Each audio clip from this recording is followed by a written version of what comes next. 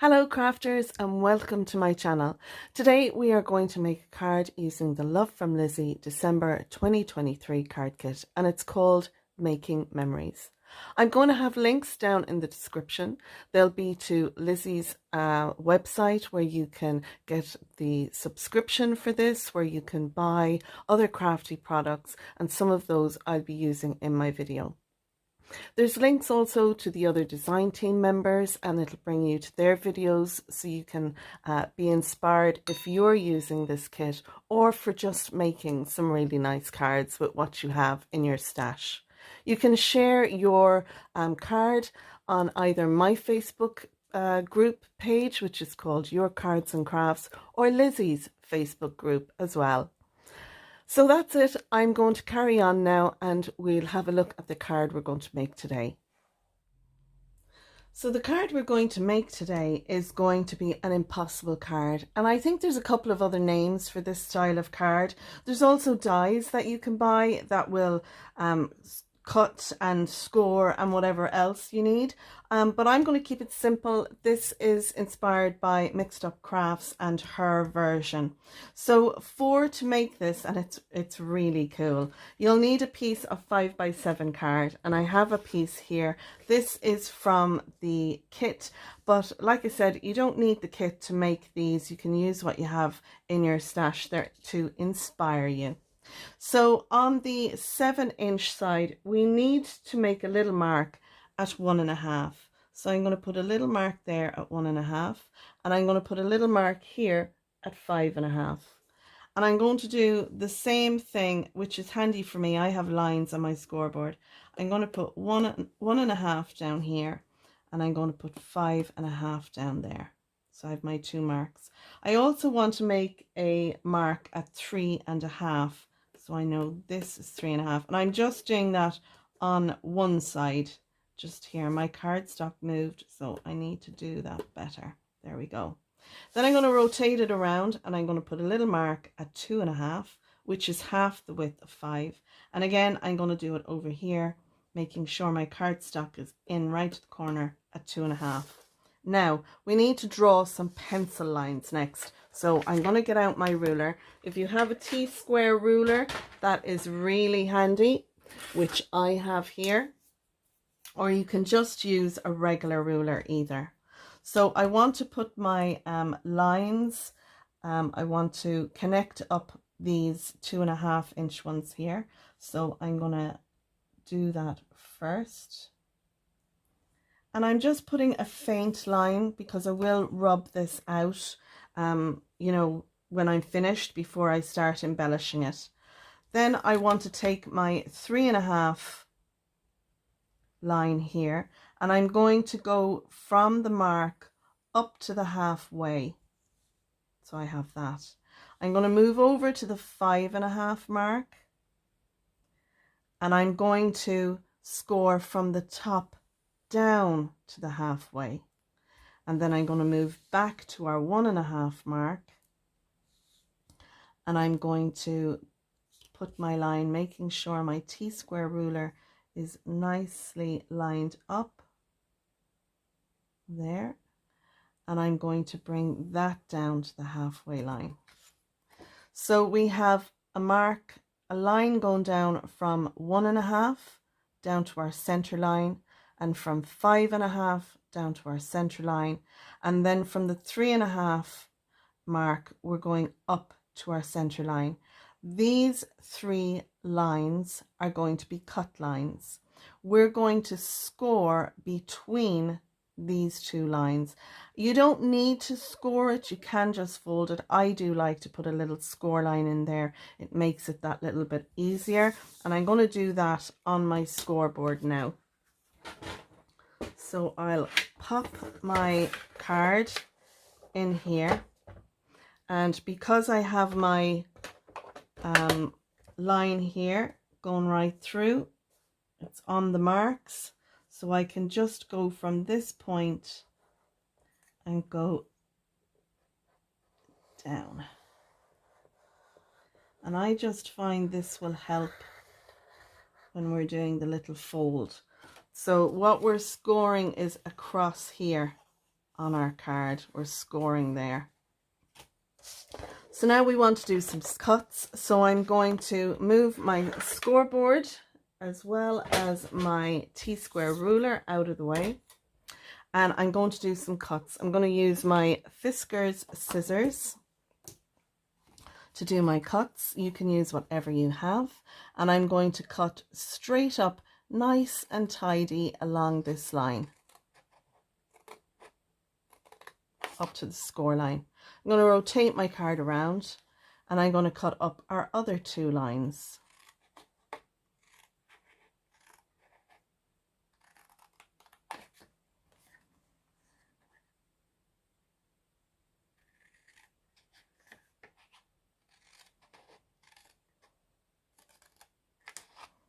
Now I'm going to take an eraser and I'm going to rub out my pencil lines.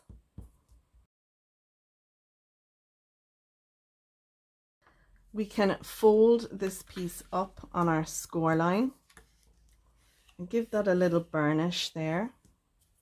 And now to make it look like this, what we need to do is taking one piece in your left hand and one piece in your right hand, flip it over.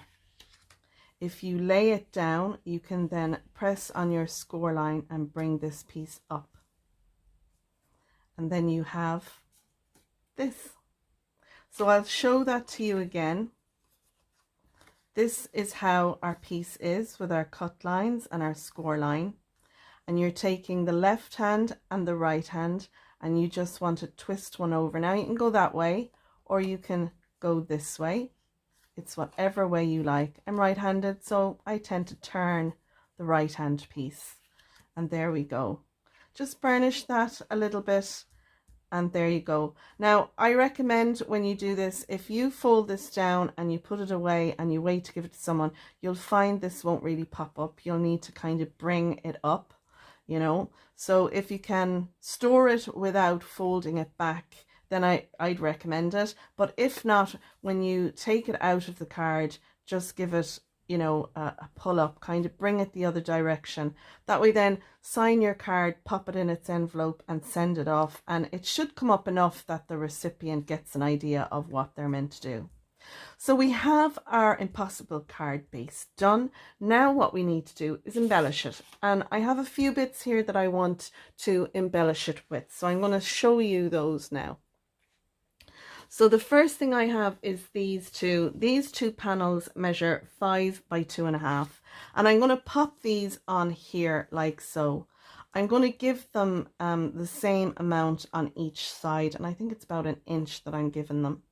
And then this piece is going to go on the back side. So our piece here in the middle will be sandwiched between these two. It'll give that piece a bit of strength, but it also gives us more area because I want to stamp a sentiment and I want to embellish this panel. And then this will give me somewhere to write my message on the back. So to embellish this, you can cut out a piece of cardstock that will give you that shape. And if you want to do that, you'll need to take a piece of pattern paper measuring 3 by 4.5. Then mark it at 2 1/4 and at 2 1/8 and join them up.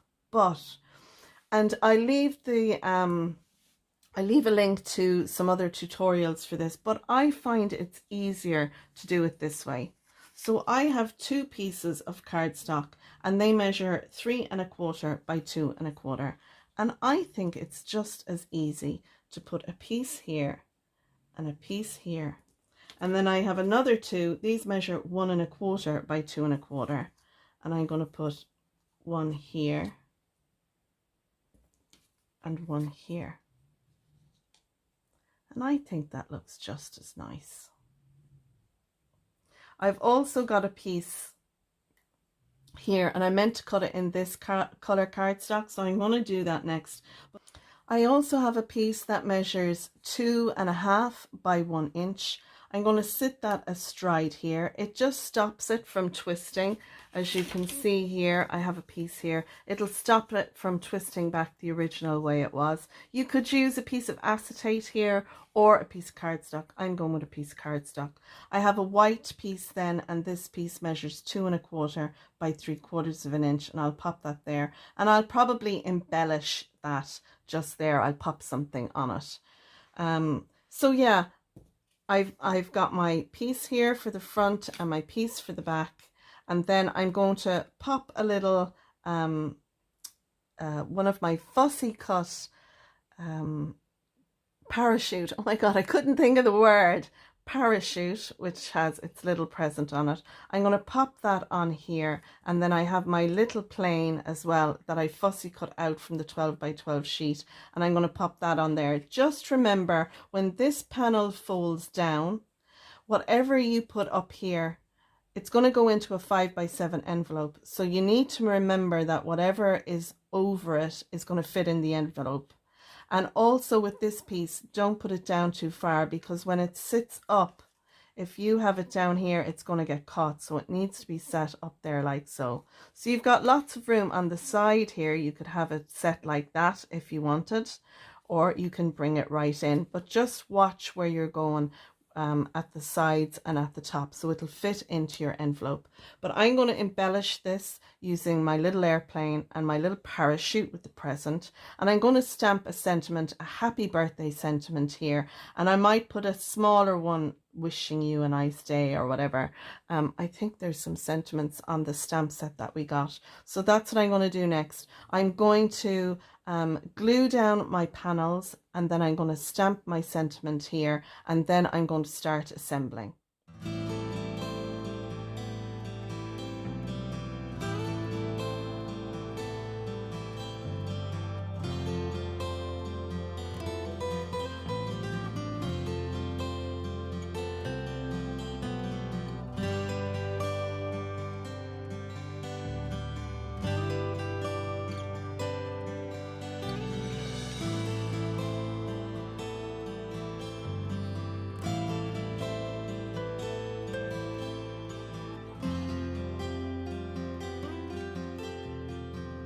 So I'm going to just use a little bit of Distress Oxide on this. It's iced spruce, and I'm just going to use a little bit around the edges just to you know, take that pure white off it,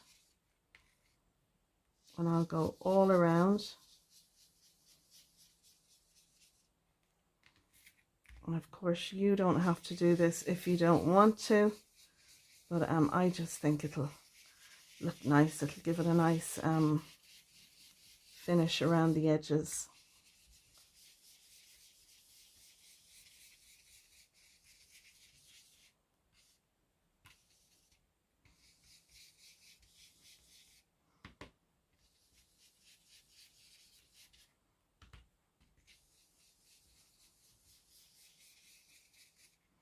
Lovely. And I'm going to sit this down, but I'm not going to sit it right down onto the bottom. I'm going to lift it up just a tiny bit, so it literally sit above the score line that we can see there on that bottom panel. And that just means it'll sit down better when we do that. And we'll just make sure we have more or less the same on either side. And then I'm going to do the same again here.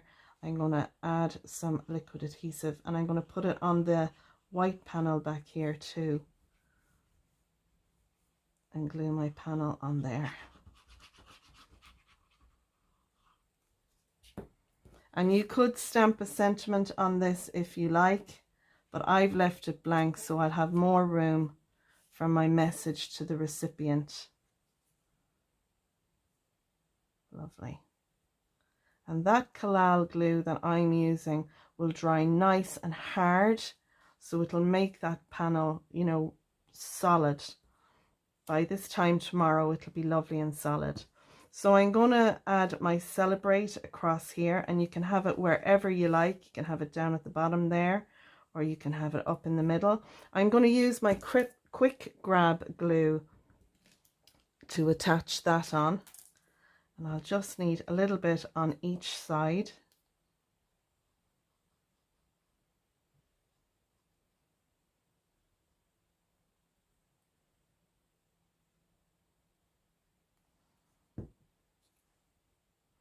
And then I'll just pop it up a little bit. I'll make sure it's centered and straight. That looks about right.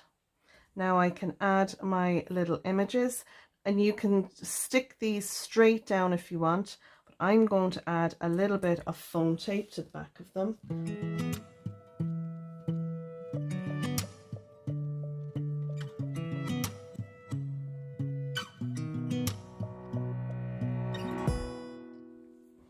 So there we go. There is our impossible card, and we've used products from the Love from Lizi kit and our fussy cut images from the 12 by 12 sheet. We have room on the back here to write our message to the recipient, and the whole thing will fold flat down like that to go into an envelope. And yeah, it'll come up when it comes out of the envelope, and the recipient can just kind of pop it up a little bit, and it should sit up there nicely like that. But it's a lovely card. When I think when the recipient looks at it, he'll be, or she, whoever you give it to, will be like, how the heck did you do that? It's a real kind of brain teaser type of card. So yeah, that's it. That's card 2. I hope you've enjoyed it. I'll be bringing you card 3 very soon. All the links to the products I've used, to the subscription and Lizi's website are down below, as well as the other design team members, links to our Facebook groups, Lizi's Facebook group and my Facebook group called Your Cards and Crafts. So that's it. Let me know if you enjoyed this card, if you've made it before, and if you'll be making it this time with me. And that's it. I leave it there, and I'll see you again soon. Bye for now.